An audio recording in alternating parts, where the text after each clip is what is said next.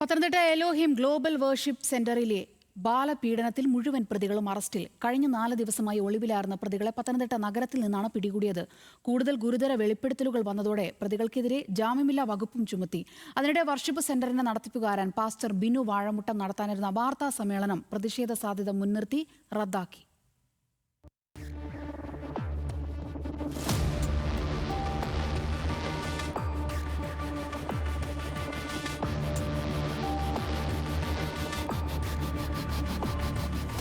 അഭയകേന്ദ്രത്തിലെ കൊടുംക്രൂരതയിൽ ഒടുവിൽ അറസ്റ്റ്.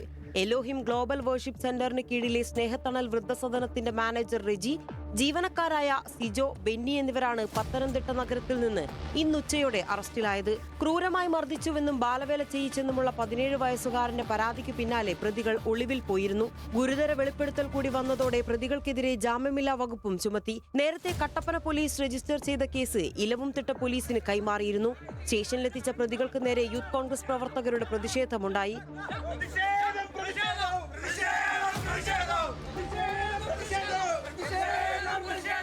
ബാലപീഡനം നടന്നതിന് ശക്തമായ തെളിവുകൾ CWCക്കും ലഭിച്ചിട്ടുണ്ട്.